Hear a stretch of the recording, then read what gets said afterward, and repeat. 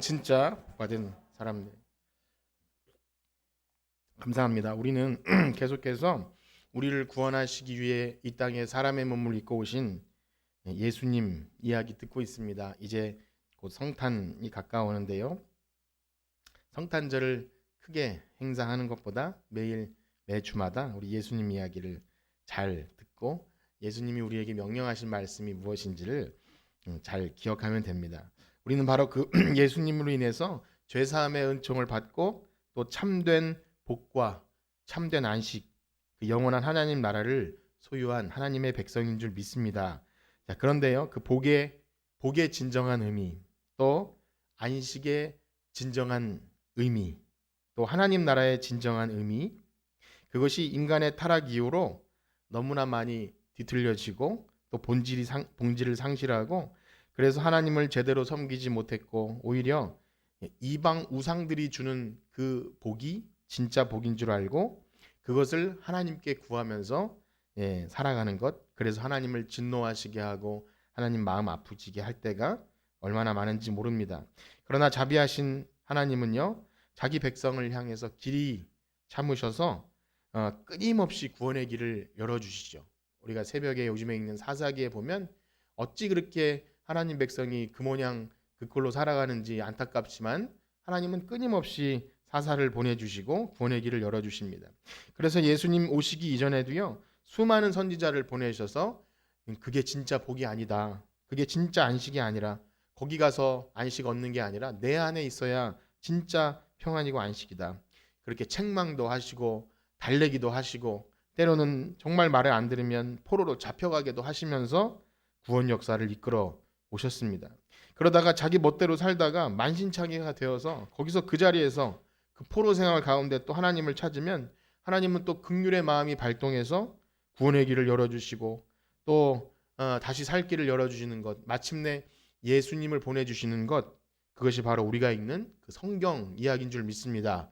그 은혜로우시고 노하기를 더디하시고 자비로우신 그 하나님 이야기. 자, 그러한 언약에 신실하신 하나님의 구원 역사가 이렇게 아주 대표적으로 드러난 장면이 바로 출애굽 역사입니다. 우리가 항상 모든 말씀에 그 출애굽이 항상 배경에 깔려 있는데요. 아주 대표적인 모델이죠. 종살이 400년간 종살이하던 그 이스라엘 백성을 끌어내주시는 출애굽 역사. 그런데요, 하나님의 일방적인 은혜로 이스라엘 백성을 출애굽 시켜 주셨어요. 그것은 바로 구원입니다. 그런데 몇 주 동안 말씀드리는 것처럼 노예 생활에 너무나 쩌들어 있어서 그것이 몸에 익숙하고 배어 있어서 하나님의 그 창조 질서, 하나님의 구원받은 백성으로서의 삶이 도저히 안 되는 겁니다. 무슨 일만 생기면 불평하고 무슨 일만 생기면 애굽에 살 때가 좋았다고 하는 그런 백성에게 그 진짜 복과 진짜 안식이 완전히 뒤틀려 버리는 것이죠. 그래서 하나님께서 그 창조 질서를 회복시키기 위해서 주신 것이 십계명 돌판이었어요. 이것을 때로 하면 구원을 주신다가 아니라 구원받은 백성에게 최소한 이 정도는 살아야 되지 않겠니라고 주신 것이 율법 돌판이라는 겁니다. 그러나 하나님 뜻대로 살아가려고 율법을 주셨지만 패역한 백성들은 그 율법조차 사실은 다 지키지도 못하면서 이것이 나의 어떤 의로운 행실을 나타내는 도구로서만 여겨진 것입니다. 계속해서 하나님 섬기려고 하는 방식이 아니라 우상 섬기는 방식으로 그러면서도 내가 율법을 지켰다고 말하는 그런 사람들이었죠. 또 신약에 와서는요, 자신도 하나님 나라에 들어가지 못하고 남들도 들어가지 못하게 이 율법이 기득권이 되어서 내가 이 율법을 주무르고 있다. 그래서 이 율법을 내가 얼마나 잘 지키는지 봐라 하면서 사실은 자기네들도 지키지 못하면서 하나님이 주신 그 사랑의 율법을 아주 무서운 도구로 만들어 버린 것입니다. 자, 그렇게 이 모두 다 실패한 인생들을 하나님 끝까지 포기하지 않으시고 이제 하나님께서 영원한 구원 계획 가운데 다른 방법을 주신 것이 바로 예수 그리스도인 줄 믿습니다. 그래서 율법의 한 다른 길을 주셨으니 율법의 완성으로 오신 예수님이시죠. 그렇기에 예수님께서 이 땅에 사람으로 오셔서 한 일들이 다 이런 거였어요. 그것을 가르쳐 주시는 거였어요. 그게 진짜 복이 아니다. 그게 가면 죽는다. 그게 진짜 안식이 아니다. 하나님이 창조하신 그 선하고 아름다운 그 방식대로 살아야 하나님 백성이다. 계속 그것을 가르쳐 주셨어요. 그리고 이제는 그 모든 복과 안식을 누리기 위해 제시되는 방법이 그 율법을 지킴으로써가 아니라 예수님을 믿음으로써 그것이 가능하게 되었다는 사실, 여러분 그걸 믿으시죠? 예, 그것이 구원이고 그것이 하나님 나라인 것입니다. 그런데요, 우리가 예수님을 믿고 천국 간다고 하는 것, 마치 이러한 복잡한, 지금 말씀드린 것이 약간 복잡할 수 있죠. 근데 이런 것은 나는 잘 모르겠고 어쨌든 좋다고 하니 제가 한번 그럼 예수님 믿어보겠습니다. 어떻게 하면 돼요? 네, 아멘 하시면 됩니다. 네, 아멘. 그렇게 되면 되는 것이냐? 네, 그렇지가 않다는 거예요. 아니 목사님 아멘하고 믿으면 된다고 해놓고서 이제 와서 아니라 그러면 어떻게 합니까? 라고 반문하실 수도 있겠지만, 물론 그렇게 어떤 한 사람이 어떤 계기를 통해서든 예수님 믿기로 결심한 것은 엄청나게 큰 복된 일이 맞습니다. 그리고요, 잘 몰라도 구원 받을 수 있어요. 왜냐하면 구원은 하나님께만 있습니다. 우리가 열심히 공부하고 막 연구하고 내가 막 돌을 터득해서 구원을 얻는 것이 아니라 구원은 오로지 하나님께만 있기에 아주 패역한 백성에게도 하나님은 구원의 길을 열어주셔요. 근데 우리 그 비밀을 알 수 없어요. 그렇기 때문에 서두에 말씀드림처럼 진정 구원받은 사람들이라면 우리를 만들어주신 그 창조하죠 하나님께 관심이 갈 수밖에 없는 거예요. 그냥 그대로 살아갈 수가 없고 우리의 전 인격을 통해서 하나님이 도대체 어떤 분이시길래 나에게 이 일을 행하셨을까? 이게 막 관심이 가지고요. 그리고 우리를 위해 대신 십자가를 예수님이 져주셨다면, 그 고통을 당하셨다면 내가 더 이상 이 죄에 빠져서는 안 되겠구나. 이것이 날마다 우리 속에 있는 사람이 구원받은 신자라는 것이죠. 여러분 그런 은혜가 있기를 축복합니다. 그리고 더 나아가서는 진정 우리를 왜 만들어 주셨을까? 창조의 목적이 도대체 뭘까? 이걸 고민하면서 그러면 제가 하나님 너무 부족하고 연약하지만 그 창조의 목적대로 한번 살아보겠습니다. 이런 결심 있기를 간절히 축복합니다. 예수님이 그걸 가르쳐 주시러 오셨어요. 왜냐하면 진정 그리스도를 주로 영접한 사람들은요, 우리 과거에 그 출애굽, 아까 출애굽이 대표적인 모델이라 그랬죠. 과거의 세상에 익숙했던 그 문화들, 세속적인 우리의 그 질서들, 물질과 그 다음에 욕심, 탐욕과 남보다 더 올라서려고 하고 그런 것이 주인이 아니라 이제 예수 그리스도 안에서 새롭게 창조된 그 피조물은요, 이제 완전히 그 구조 자체가 바뀐 거예요. 완전히 뭐 화학적인 변화보다 더 완전히 말도 안 되는 새 사람이 된 거죠. 창조 질서로 완전히 모든 것이 바뀝니다. 그래서 이제 선을 행할 수 있는 능력이 생긴 거예요. 여러분 그것을 느끼시는지 못 느끼시는지 잘 모르겠지만 우리는 선을 행할 수 있는 능력이 생긴 겁니다. 우리에게는요, 우리 자체에서 선을 행하는 능력이 나온다는 것이 아니라 우리에게 그 은혜를 전가해 주셔서 우리에게는 이제 하나님의 그 능력을 힘입어서 선을 행하는 사람이 되었어요. 그래서 그렇게 명령하시죠. 넌 이 세대를 본받지 말고 오직 마음을 새롭게 함으로 변화를 받아 하나님의 선하시고 기뻐하시고 온전하신 뜻이 무엇인지 분별하라. 분별할 수 있기 때문에 그걸 자꾸 시키는 거예요. 분별해서 이게 세상적인가, 아니면 세상적인 복인가, 아니면 하나님 기뻐하시는 복인가를 자꾸 생각하고 고민하고 이렇게 하는 것이 우리가 이 땅에서 신자로 해야 될 일이라는 겁니다. 그래서 그 선한 능력을 가지고 하나님이 우리에게 창조할 때 안식을 주셨는데 우리에게 그 안식이 진짜 있는가를 자꾸 고민하는 것. 그래서 하나님의 복을 사모하고 하나님이 주시려는 안식을 사모하는 우리 모두가 되길 축복합니다.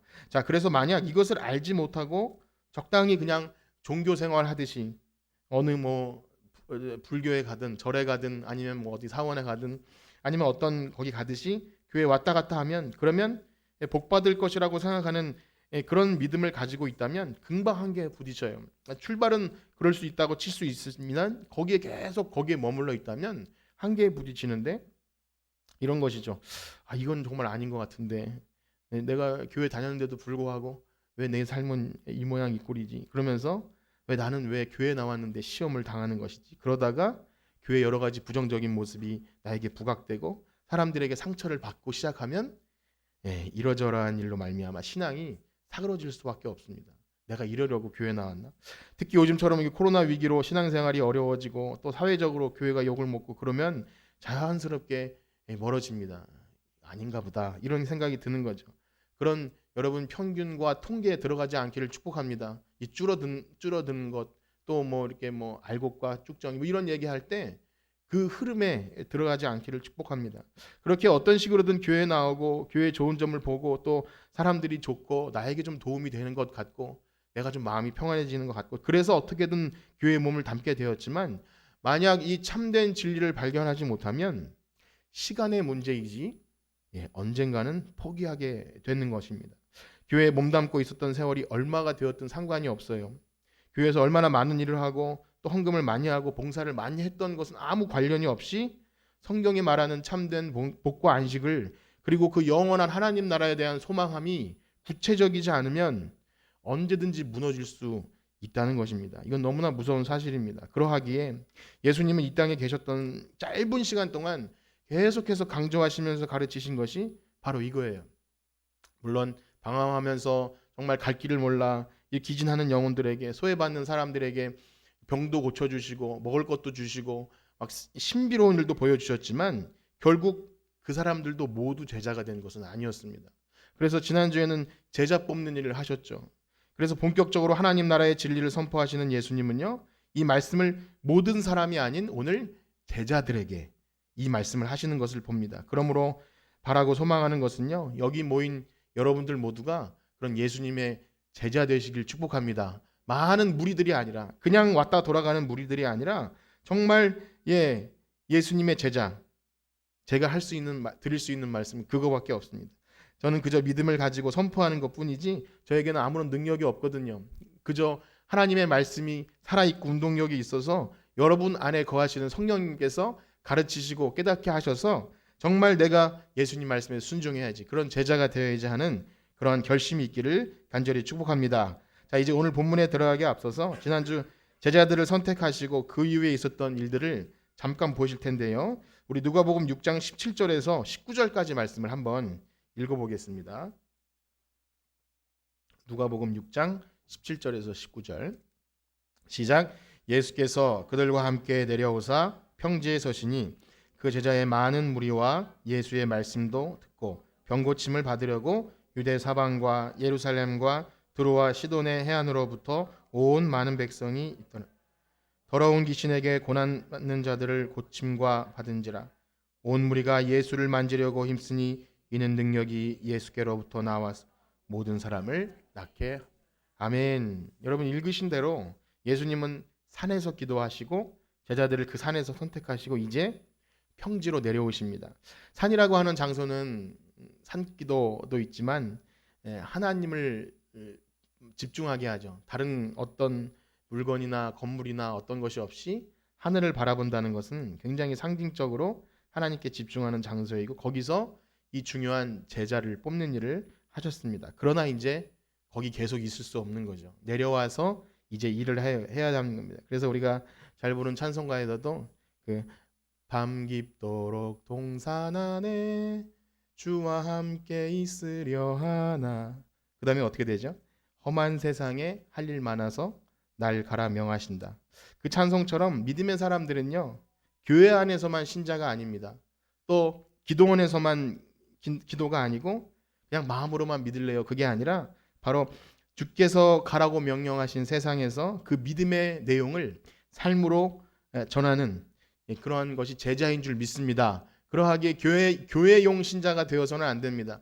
교회에서는 굉장히 신령하고 정말 친절하고 이랬는데 세상에서는 그것이 나타나지 않는다면 역시 제자의 삶이 아닌 것이죠. 그래서 예수님께서 그렇게 평지로 오셨다는 것, 즉 낮은 곳으로 오셔서 그들에게 말씀하시는데, 이 누가복음의 평지 설교는요, 마태복음의 또 마가복음의 산상수훈, 그것의 평지 버전이 아닙니다. 즉 비슷한 같은 내용인데 누가는 뭐 이렇게 다른 장소에서 했다, 그게 아니라 다른 두 가지 다른 내용이라고 보시면 돼요. 특히 여기 간단히 기록하고 있지만 지금 예수님을 따르는 사람들이 엄청 많음을 표현하고 있어요.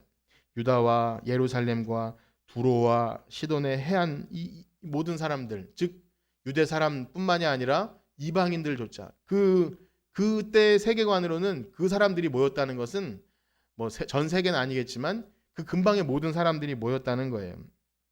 즉 그러니 이 수많은 무리들이 모인 이 순간은요, 예수님 사역의 아마 최전성기가 아닐까 싶습니다. 가장 피크를 찍었던 그 시기일 것 같아요. 그러나 예수님이 오신 최종 목표는 그것이 아니었죠. 만약에 사람들이 많이 모이고 인기가 높아지고 정말 막 예수님 말씀 듣기 위해서 또 병고침 받기 위해서 막 가장 그것이 만약 부흥이라고 표현한다면 최고 시점이 예수님 목적이었다면 아마 거기서 건물을 짓고 직분자를 많이 세우고 거기서 이렇게 목회 성공한 예수님이셨을 거예요. 그러나 예수님의 목적은 그것이 아니죠. 최종 목적은 바로 하나님 아버지의 뜻을 따라 십자가를 지시는 것이었습니다. 그리고 그 십자가를 함께 지고 갈 제자들을 불러 모으시는 것이었습니다. 그러므로 오늘 특별히 제자들을 따로 뽑아놓고 오늘 그 말씀을 설교하시는 거예요. 우리 20절과 21절 읽어보겠습니다. 20절과 21절 시작. 예수께서 눈을 들어 제자들을 보시고 이르시되 너희 가난한 자는 복이 있나니 하나님의 나라가 너희 것이며 지금 줄인 자는 복이 있나니 너희가 배부름을 지금 우는 자는 복이 있나니. 아멘. 예수님은 이미 참된 안식을 말씀하셨고요. 그것은 바로 하나님의 창조 질서대로 따라서 살아가는 거라고 말씀드렸습니다. 그리고 이제 제자들을 뽑으신 것은요. 그 창조 질서대로 살아갈 사람들, 그 하나님의 백성이 어떠해야 되는지를 말씀해 주시기 위해 뽑고 그렇게 그 사람들에게 말씀하는 내용의 첫 번째가 뭐냐면 가난한 자는 복이 있나니 하나님 나라가 너희 것임이라. 여러분 정말 믿으시나요? 예, 아멘 하신 분에게 큰 은혜가 있기를 축복합니다. 이 말씀은 그냥 예수님 선포예요. 이 우주 만물을 창조하실 때 빛이 있으라 하실 때 빛이 있었던 그 말씀이에요. 그러니 이것은 제가 더하거나 뺄 수 없는 하나님의, 내가 다른 표현을 쓸 수 없는 예수님의 살아계신 말씀입니다. 물론 제가 여러분들에게 이해를 돕기 위해 조금 부연 설명을 드릴 뿐 이 예수님의 복의 선포는요, 우리가 이해가 되든 이해가 되지 않든 그냥 선포입니다. 예수님이 그렇다고 말씀하시면 말씀대로 되는 것입니다.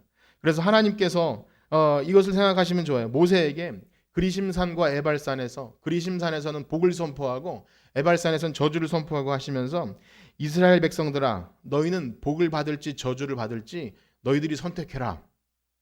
그렇게 말씀하신 것처럼 여러분이 진정 예수님 말씀을 믿으신다면, 그리고 이 복이 진짜 복이라고 믿으신다면, 하나님 나라를 소유하는 이 복을 누리시려고 한다면 이 말씀이 나의 것으로 믿어져야 될 줄 믿습니다. 그러므로 지금부터 드리는 말씀은 이 복을 이미 믿으시는 분들에게는 더 확실하게 믿을 수 있도록 도움이 될 뿐이며, 또 혹시 믿지 못하는 분들에게는 한번 들어보시고 여러분들의 마음이 동하신다면 정말 그게 진짜 복이구나, 그렇게 되는 은혜가 있기를 축복합니다. 자, 먼저는요, 지금 예수님 말씀하신 이 복이라는 그 어려운 말로 마카리오스라고 하는, 그것을 영어로 번역할 때 블레스, 우리가 God bless you 하지 않아요. 블레싱. 또 우리나라에는 그것이 복. 이 단어가 이 복으로만, 우리가 통상 생각하는 복으로만 번역된다면 굉장히 단편만을 보여주는 겁니다. 왜냐하면 이 마카리오스라는 실제 히브리어의 원어인 아쉐르라는 말이 있어요.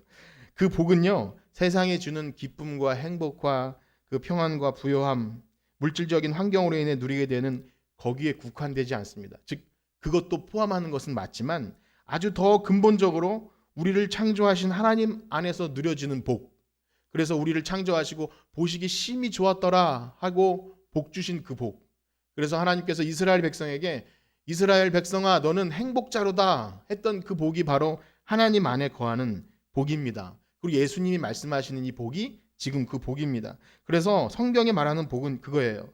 이 복을 사모하고 추구하신다면, 우리가 만약 그것을 일컬어 기복신앙이라 한다면 우리는 정말 귀한 기복신앙을 가지고 있는 거예요. 하나님이 우리에게 태초에 주셨던 그 아름다운 창조 질서의 복, 그걸 사모한다면 그건 아름다운 기복신앙인 것이죠. 그러나 우리가 착각하는 것은 무엇입니까? 우리가 예수님을 믿고 누리는 복이 그러한 복이라는 것을 모를 수도 있고요, 착각할 수도 있고, 처음엔 그것인 줄 알았지만 살다 보니 그것만 있으면 안 되겠구나, 그렇게 변질되어 가는 것이죠. 그러다 보면 하나님의 마음과 우리의 신앙생활이 핀트가 맞지 않아요. 하나님께 간구하는 것이 하나님 마음에 썩 들지도 않고, 그러면서 이스라엘 백성과 하나님 계속 이렇게 싸우신 것은 아니지만, 야 너네들이 구하는 것 그거 아니야, 왕 달라고 떼쓰고 또 우리 이렇게 복 달라고 떼쓰지만 야 너 그거 있다고 살아가는 건 아니야. 그래서 자꾸 시험을 경험하게 하시는 것이죠. 광야로 보내서 사람이 떡으로만 살 것이 아니라 하나님 말씀으로 사는 것이라고 자꾸 알려주시는 것이 하나님과 백성의 이 뭔가 맞지 않는 거예요. 자꾸만 내가 믿음 생활 잘하고 무언가 충성 봉사했더니 헌금도 했더니 하나님이 이만큼 채워주셨어, 그게 복이야 라고 말할 때 거기 안에 딱 갇혀버리는 거죠. 여러분, 우리의 충성과 봉사, 오늘 말씀을 따라 제자로 살아가는 이 것은요, 이미 받은 복이 있기 때문에 그렇게 살아가는 건 줄 믿습니다. 이미 그 기쁨 때문에 감사의 표현일 뿐, 여러분 이 진정 이 복을 믿고 소유하셨다면 여러분들이 더 받을 복은 없어요. 이렇게 말하면 좀 오해가 되기 쉽지만, 그때도 한번 말씀드린 적이 있는데, 여러분 예수님이면 충분합니까? 충분하지 않습니까? 충분해요. 그보다 더 값지고 더 귀한 것이 없기에 이제 우리에게 주어진 삶에서 조금 더 많고 조금 더 적은 것은 복 받았다. 저 사람은 예수 믿었는데도 왜 저러고 살아? 이거는 너무 이상한 표현인 것입니다. 그래서 가장 확실하고 행복한 그 예수님을 가지셨다면 더 무엇이 있어도 없어도 우리가 너무 그 고백, 너무 힘든 고백, 주 예수보다 더 귀한 것은 없네. 세상 부귀와 평안. 예. 그런데요, 이러한 예수님이 말씀하시는 복은 알겠는데 또 하나의 문제가 있습니다. 가난한 자에게 복이 있다 말씀하시죠. 사실 마태복음에서는 이 부분을 심령이 가난한 자는 복이 있나니, 우리가 많이 외웠어요. 심령이 가난한 자는 복이 있나니 천국이 저희 것이며. 그런데 이 누가복음에는요, 콕 집어서 그냥 가난한 자들에게 복이 있다. 너무 좀 급진적일 수 있어요. 실제로 이 가난의 의미가 이 땅의 가난한 사람들을 의미한다기보다 마음이 가난한 사람들, 그래서 무언가 갈급하고 사모하는 사람들을 얘기하는 것으로 안심을 삼으려고 합니다. 그래서 이 두 가지 이야기를 섞을 필요가 없는 거예요. 누가는 그렇게 초점을 맞췄고요, 마태는 그렇게 초점을 맞췄기 때문에 그 안에서 읽으시면 됩니다. 그러나 지금 누가복음은 정확하게 가난한 사람들이라고 얘기하고 있어요. 그래서 성경을 문자적으로 해석하면 안 된다고 하지만, 그러나 이 누가복음이 처음부터 계속 강조했던 것 기억하시나요? 예수님을 믿는다는 이 누가복음이 쓰여지는 최초의 독자들은 누구냐면 예수님 믿기 때문에 모든 재산을 몰수당한 사람도 있었고요, 유대 공동체에서 쫓겨나서 생계가 되지 않는 사람들도 있었어요. 그래서 이 누가복음이 쓰여지는 최초의 독자들에게 이 말씀이 강조되는 것은요, 당신들 이 예수님 믿다가 이렇게 고난당하고 가난한 그들에게 이게 진짜 복이야, 이렇게 얘기하고 있는 거죠. 특히 누가복음 서두에는요, 찬송이 많이 나오지 않습니까? 사가랴의 찬송이 있었고, 또 마리아의 찬송이 있었고, 시므온의 찬송. 그 찬송 속에 보면 다시 읽지는 않겠지만 가난한 자들을, 또 부한 자들을 이렇게 얘기해요. 이 역전의 법칙, 한나의 기도에도 나왔던, 찬송에도 나왔던 가난한 부한 자들을 부끄럽게 하시고 가난한 자를 높이 세워주시고, 이 가난한 자들이 주는 메시지가 굉장히 크다는 거죠.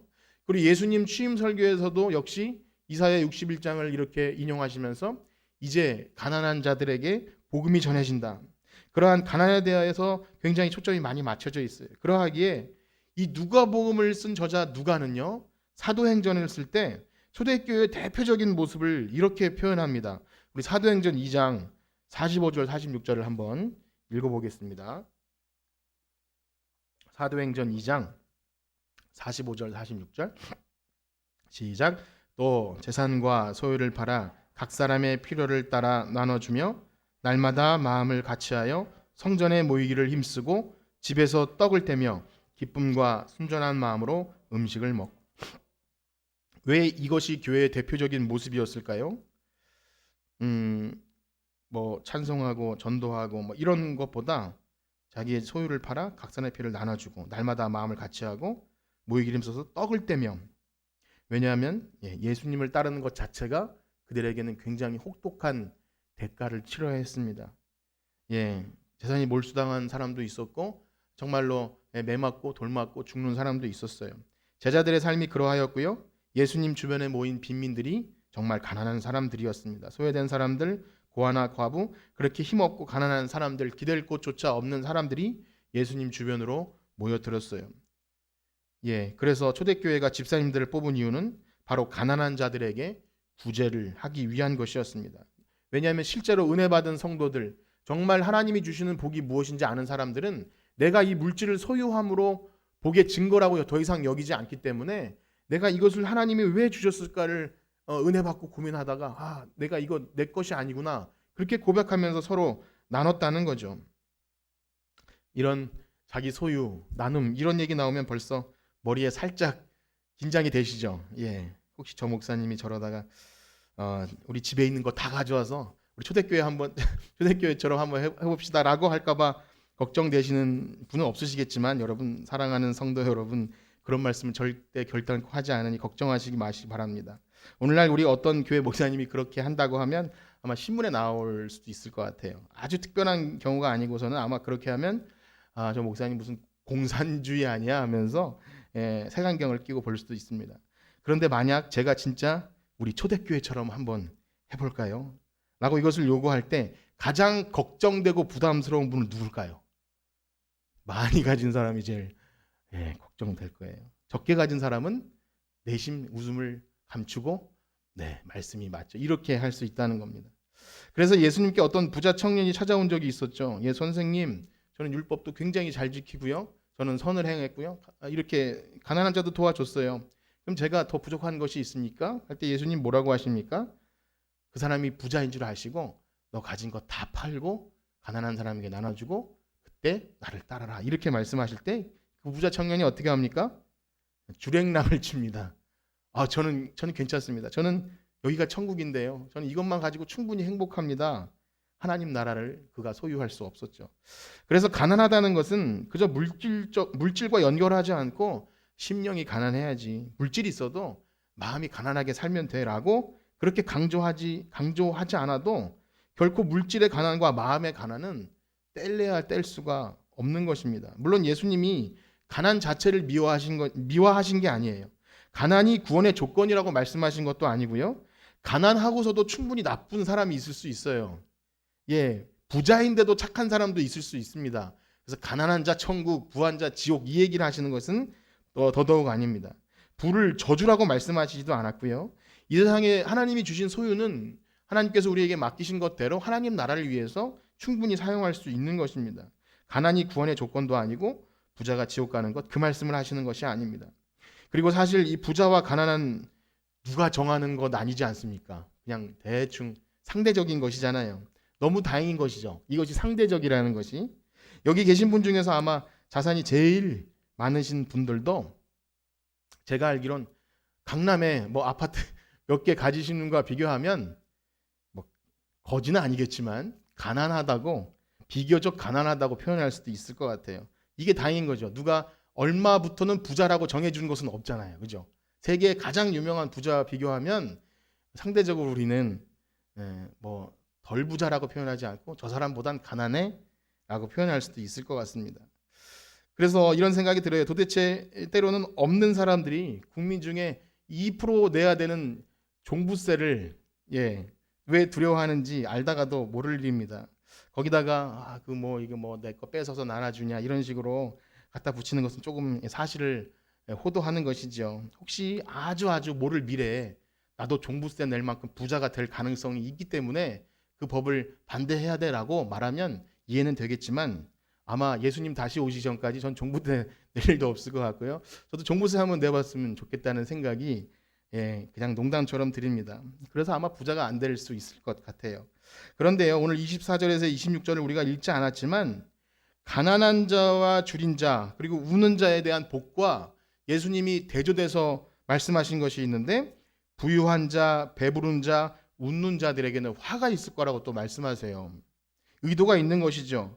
그것은 무엇이냐면 그 부자들과 배부른 자, 웃는 자들이 의도했든 안 했든 이미 사회에 주어진 그 불평등한 구조 자체 때문에 어떤 자들이 배부르고 부유해서 웃고 즐기는 그 사이에 상대적으로 가난한 사람들은 더 심하게 가난해지고 더 약해지고 고통이 가중된다는 것입니다. 이 말씀을 많이 드릴 수 없지만 우리들이 그토록 신봉하는 자본주의나 이렇게 막 목사님들이 나와서 우리는 시장 경제 체제를 가진 그것이 하나님이 기뻐하시는 것처럼 그렇게 말할 때 우리는 굉장히 심하게 고민을 해야 돼요. 왜냐하면 성경에 말하는 그 땅에 대한 개념은요 50년이 지나면 다 제자리로 돌려줬어요. 나중에 예를 들어 전당을 잡혔든 혹은 내가 정말 없어서 팔아먹었든 50년이 지나면 다 원상복구. 얼마나 좋아요. 그렇죠? 굉장히 부자인 사람도 원래 처음에 그래서 이 말씀을 드리는 것은 노예로 팔렸던 금수저든 흙수저든 다 주신 것으로 돌아가는 것이 사실은 하나님의 성경적인 가치관입니다. 그런데 이렇게 말씀드리는 저도요 가난하라 그러면 싫어요. 예. 그럼 목사님 가난하게 사세요. 가난할 때 행복하지 않냐고 하는 옛 추억을 떠올려 보지만 그때로 돌아가라고 하면 저는 별로 돌아가고 싶지가 않습니다. 궁색해서 없는 소리 하는 것보다는 그래도 지갑에 좀 돈이 있어야 누굴 만나도 밥 먹자고 할 때 내가 사줄게라고 말할 수 있는 것 아닙니까? 아이들에게도 진짜 아빠가 진짜 없어서 그러는 게 아니고 너희들을 위해서 지금 안 사주는 거야 라는 말이 거짓이 아닐 수 있죠. 예, 사실은 진짜 없어서 그걸 이 거짓으로 하지 않기 위해 세상은 이 부자 아빠를 꿈꾸는 건 아니겠습니까? 만약에 아내가 돈이 필요하다고 하면 현금 뭉치를 딱 내줄 수 있을 정도 돼야 능력 있는 남편이 아니겠습니까? 그러나 생각해 보면 우리의 소유의 많고 적음과 우리가 하나님께 매달리고 은혜를 구하는 것과 상관관계가 여러분 있습니까? 없습니까? 있어요. 없을 때 가난할 때 하나님 저 좀 도와주세요. 이렇게 되지 않습니까? 조금 가지게 되면 언제 그랬냐는 듯이 우리의 어깨가 힘이 들어가고요. 내가 뭐 여기 아니면 먹을 것이 없나? 예. 집에 가면 더 좋은 게 많은데 내가 여기 와서 뭘 그렇게 이렇게 그러나 하면서 내가 어디 가서 꿀리지 않는 사람인데 왜 저런 보잘것없는 사람한테 시험을 받지? 뭐 그런 마음들이 생기기 시작하는 것입니다. 그리고 이건 정말 민감한 것인데요. 주님께 헌금 드리는 것도 오히려 없을 때보다 조금 있을 때 더 많이 신경이 쓰이는 것을 경험하는 건 저만 그렇겠죠. 예, 별로 없으면서도 지금 저도 가진 것은 별로 없지만 양육할 아이들이 있고 이렇게 지켜야 될 것들이 점점 생겨날수록 뭔가 걱정이 돼요. 미래에 대해서, 건강에 대해서 여러 가지 누군가 이렇게 제안해주면 그렇지 많이 생각이 돼요. 정말 아무것도 없을 때는 하나님 저를 보내주세요. 제가 주를 위해 죽겠습니다 하면 그런 것이 있었어요. 예, 철이 없어서 그래서 그런 건지 모르겠지만 뭔가 가지게 될 때 하나님 나라 가난한 자들에 대한 복이 부담으로 다가오더라는 것입니다. 그래서 이 가난은요 어떤 그 해석자의 말대로 텅 빈 상태예요. 텅 빈 상태. 물질이 있든 없든 세상에 살 소망조차 끊어지고 때로는 그래서 하나님만 의지하게 만드는 상한 심령, 비어있는 마음, 꺼져가는 등불과도 같은 그런 초라한 상태. 그렇게 나는 아무 낙이 없다고 할 때 비로소 하나님의 음성이 들리기 시작하는 겁니다. 그때 하나님께서 두려워하지 말라. 내가 너와 함께 하겠다. 놀라지 말라. 내가 하나님이 돼주겠다. 너를 보배롭고 존귀하게 여겨주겠다 하면 그 말씀이 막 힘이 되는 거예요. 그때 사람이 떡으로만 사는 것이 아니라 하나님 말씀으로 사는 것이구나. 광야에서 그러한 체험이 있기를 소원합니다. 그래서 우리 삶에 꼭 가난이 아니더라도 어려운 극한 시험과 환난이 찾아오면 하나님을 의지하게 하는 도구예요. 그래서 그 가난이 복이 있다고 하시는 겁니다. 그래서 하나님은 의도적으로 우리를 그렇게 낮추시고 시험하실 때가 있죠. 내가 조금 얻은 것 같고 좀 안정된 것 같으면 금방금방 교만해지는 것이 우리의 모습 아닙니까? 그때 주님 없이는 아무것도 아닌 존재를 다시 한번 깨닫게 해주세요.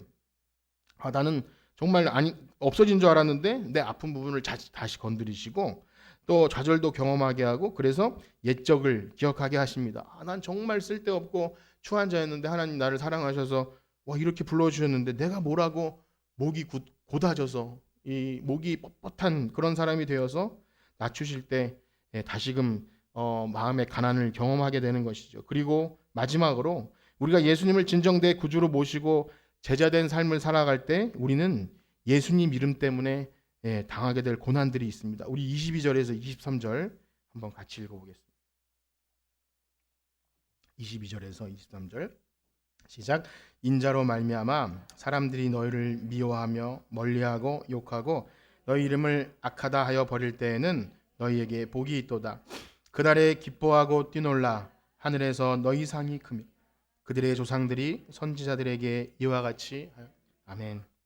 우리가 혹 가난이 싫어서 가난한 자들에게 복이 있다는 말씀을 모른 척 할 수 있듯이 만약 이 고난이 싫다면 예수님을 위해서 미움받고 욕드는 것을 거부할 수 있습니다.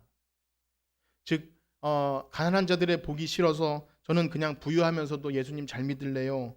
그런 마음은 저는 욕 듣지 않고도 예수님 잘 믿을 수 있어요 라고 말하지만 그런 건 논리적으로 성립하지가 않습니다. 그 복을 모른 척 할 수 있습니다. 선택은 여러분들의 몫입니다. 저는 욕 안 먹고도 예수님 잘 믿을 수 있어요 라고 말하는 것은 없습니다. 그러나 분명한 것은요, 주님을 섬기는 일에는 여기 거절당함, 욕 듣고 미움받고 때로는 내가 이러려고 예수님 믿은 것인가라고 생각할 정도로 괴로운 시기가 있다는 거예요. 그러나 기뻐하고 즐거워하십시오. 하늘에 여러분들의 상이 클 줄 믿습니다. 이것은 예수님 말씀이에요. 그렇기 때문에 그런 게 어딨어? 그러면 어쩔 수 없지만 그 기쁨을 누리시는 여러분들의 되시길 축복합니다. 그래서 예수님 믿는 사람이 조금만 잘못해도 똑같은 잘못을 해도 더 많이 욕먹는 것 같아요. 사회적 지탄이 되고 억울한 부분도 있지만 어쩔 수 없는 거죠. 타고난 신분이 그러하기에 욕먹는 신분이기에 어쩔 수 없습니다. 그러므로 간절히 바라옵기는 여기 모이신 분들이 정말 그 복을 믿고 그 복을 사모하시는 분들 되시길 축복합니다. 그렇게 하나님 나라의 성도로서 부하거나 높음을 추구하지 않고 교회가 더 안정되고 더 부해지고 사람이 많아지고 그런 걸 추구하는 것이 아니라 가난하더라도 낮은 자리에서 주님과 동행하는 우리가 되기를 축복합니다. 그렇게 텅 빈 것 같이 가난한 마음으로 가난한 심령을 가지고 하나님께 매달릴 때 이 가난한 자들에게 복이 있다는 하나님 말씀이 가장 복된 것이구나. 그것을 경험하는 여러분들 되시길 간절히 축복합니다. 아멘. 우리 찬송 들으시면서